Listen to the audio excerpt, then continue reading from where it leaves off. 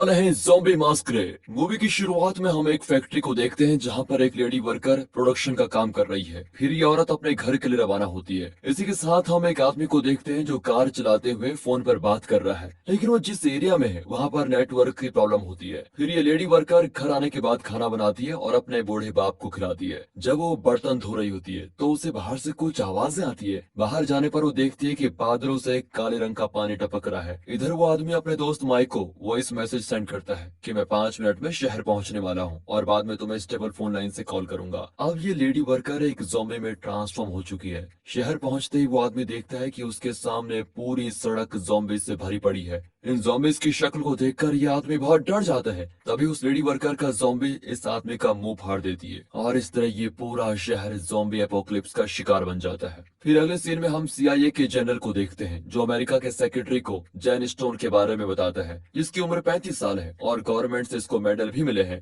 Jack को high risk वाले mission का स्पेशलिस्ट माना जाता है। वो बताता है कि सिर्फ जैक ही इस मिशन को पूरा कर सकता है। सेक्रेटरी पूछता है कि किस चीज के बदले जैक इस मिशन को हाँ करेगा। जनरल बताता है कि हमें उसे आजादी देनी होगी। जैक इस वक्त 6 फीट की जेल में बंद है और वो उम्र कैद की सजा काट रहा है। उसने राजद्रोह करके एक हत्या को अंजाम दिया है। उसकी 7 साल की बेटी है जिसे वो जेल जाने के बाद नहीं मिला है, इसलिए वो मिशन के लिए मना नहीं करेगा। सेक्रेटरी पूछता है कि क्या तुम्हें जैक पर भरोसा भी है कि वो किसी को बिना पता चले इस मिशन को कंप्लीट करेगा। जनरल कहता है कि वो खुद रोमानिया जाकर इस मिशन को कंट्रोल करेंगे और सब कुछ प्लान के मुताबिक ही होगा। वो कहता है कि एक्सप्लोजन इतना भयानक होगा जिससे लैब के सारे सबूत मिट जाएंगे। फिर जनरल जैक की टीम को इंट्रोड्यूस करवाते हैं जिसमें जॉन मैकडॉग है जो एक्सप्लोजन और फायर आर्म्स का एक्सपर्ट है। जॉन कांच और पेंसिल शार्पनर की हेल्प से जानलेवा हथियार बना सकता है। जॉन ने ही 1997 में कांग्रेस पैलेस को बॉम्ब से उड़ाया जिसमें 50 से भी ज्यादा लोग मारे गए। उनकी टीम का एक और मेंबर ड्रैगन एलिक है जो स्नाइपर स्पेशलिस्ट है और उसने ओसावा के युद्ध में अकेले 300 से भी ज्यादा लोगों को मार डाला, वो भी एक ही जगह से, और वो 1 मील दूर से किसी को भी चाहे मार सकता है। उनकी टीम में एक क्लोज रेंज फाइटर भी है जिसका नाम इडन सुजुका है। जब हमारे आदमियों के पास बारूद बहुत कम होगा तो हैंड टू हैंड फाइट में इसे कोई नहीं हरा सकता। ये लोग पैसों के लिए कुछ भी कर सकते हैं, इसलिए जनरल इस मिशन के लिए उनके बैंक अकाउंट में $2 मिलियन डालेगा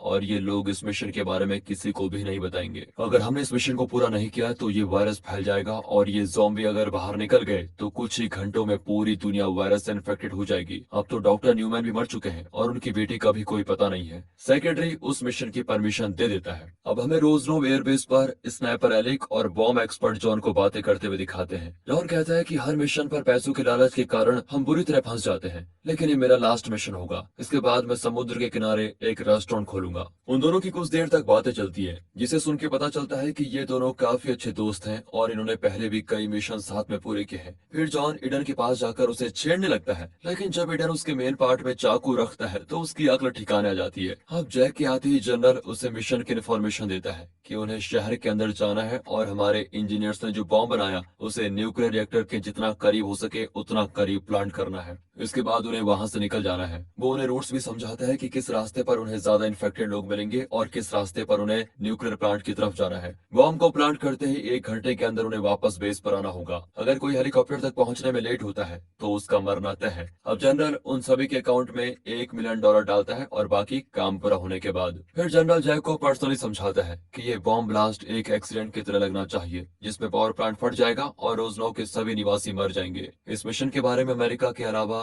रोजनौ के देश को पता नहीं चलना चाहिए। जनरल उससे प्रॉमिस करता है कि मिशन पूरा होने के बाद उसकी सारी फाइलें और रिकॉर्ड्स को मिटा दिया जाएगा। फिर जैक अपनी टीम के साथ एक जीप से सिक्योरिटी चेक पोस्ट पार करके रोजनो में एंटर करता है। एलिक कहते हैं मुझे अभी तक समझ में नहीं आया कि हमें किससे बचना है और किसे मारना है, क्या वो इंसान है या फिर कुछ और। रास्ते में उन्हें ज़ॉम्बी पड़े हुए मिलते हैं जिनकी बॉडी को कौवे नोच रहे होते हैं। जॉन मिशन के चीफ जैक को पूछता है, आप तो देखने में अच्छे इंसान लगते हैं, तो ऐसी क्या मजबूरी थी कि आपको इस झंझट में फंसना पड़ा। वो बताता है कि इस मिशन के पूरा होने पर मेरे सारे क्रिमिनल रिकॉर्ड्स को मिटा दिया जाएगा और अब ये न्यूक्लियर पावर प्लांट पर पहुंच जाते हैं। जॉन कहता है कि इस जगह कुछ तो गड़बड़ है, यहाँ तो पिन ड्रॉप साइलेंस है। जैक उसे गेट खोलने के लिए एक्सप्लोजिव्स यूज करने का ऑर्डर देता है। तभी जॉन को मरे हुए सिक्योरिटी के पास दरवाजे का कार्ड मिलता है जिससे वो दरवाजा ओपन करता है और कहता है बॉम्ब को आखिरी समय तक बचाना ही परफेक्ट बॉम्बर का प्लान होता है। इसके बाद सभी अंदर जाते हैं। उधर बेस पर जनरल कार्टर को यूएस प्रेसिडेंट कहता है कि इस बार ये मिशन फेल नहीं होना चाहिए। यहाँ प्लांट पर दिखाते हैं तो जैक एलिक को अपनी पोजीशन लेने और हर चीज पर नजर रखने के लिए कहता है। फिर वो जॉन को बॉम्ब बॉम्ब प्लांट करने के लिए कहता है और खुद ईडन के साथ पेट्रोलिंग करने लगता है। यहाँ एलेक अपनी पोजीशन को लेता है और जॉन बॉम्ब के ब्रीफ केस को ओपन करता है। उसको पता चलता है कि ये बॉम्ब इस गाड़ी से अटैच्ड है, इसलिए वो जैक को बुलाकर बताता है कि हमें तो फंसाया गया है। जनरल कार्टर ने इस बॉम्ब को गाड़ी के चेसिस और इंजन के साथ वेल्ड किया है। अगर हमने इसके साथ कुछ भी किया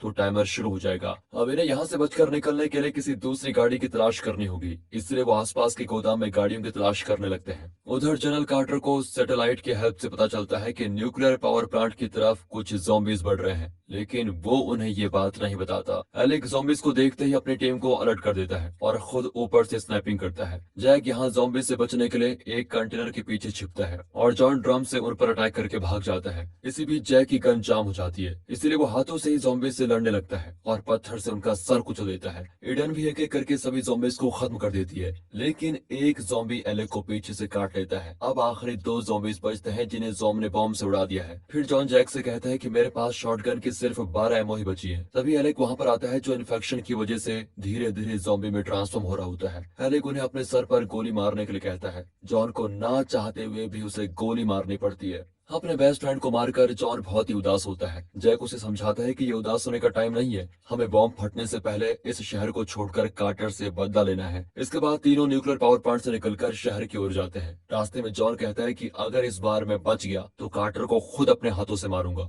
यहाँ कार्टर सीसीटीवी फुटेज में देखता है कि उसके सोल्जर शहर में एंटर कर चुके हैं। तभी एक ऑफिसर कार्टर को बताता है कि हेलीकॉप्टर की ब्लेड्स में कुछ दिक्कत आ गई है और मैकेनिक भी अवेलेबल है नहीं। पायलट इसको ठीक करने की पूरी कोशिश कर रहा है, मगर उसको थोड़ा टाइम लगेगा। इससे हमें कार्टर का प्लान पता चलता है, जिसमें वो इन तीनों को मारने के लिए वहीं छोड़कर खुद प्लेन से जाने वाला था। इधर आगे चलने पर उन्हें गाड़ी मिलती है। इस गाड़ी का ड्राइवर पास ही में मरा पड़ा हुआ है। फिर तीनों गाड़ी से निकलते हैं। जैक बताता है कि आगे हमें इतने ज़ॉम्बीज मिलेंगे कि उनके सामने हमारी गोली बारूद भी कम पड़ जाएंगे। ईडन कहती है मुझे तो गोली की जरूरत है ही नहीं। शहर के अंदर उन्हें एक सड़क पर बहुत सारे ज़ॉम्बीज मिलते हैं, जिनको ये तीनों अपनी गन से मार रहे होते हैं। जाते समय ईडन जॉन को लकड़ी का टुकड़ा देती है, जिससे जॉन चलती गाड़ी से एक छोटी ज़ॉम्बी लड़की का सिर उड़ा देता है। फिर वो रोजनो के पुलिस स्टेशन पर बंदूकें और गोलियां लेने जाते हैं। वहां भी उन्हें कुछ ज़ॉम्बीज मिलते हैं, जिनसे बचते हुए वो जल्दी से दरवाजा बंद कर देते हैं। तीनों अलग अलग जगह गोलियां ढूंढते हैं। जैक को कुछ गोलियां मिलती हैं और उसे जेल में बंद एक लड़की भी मिलती है,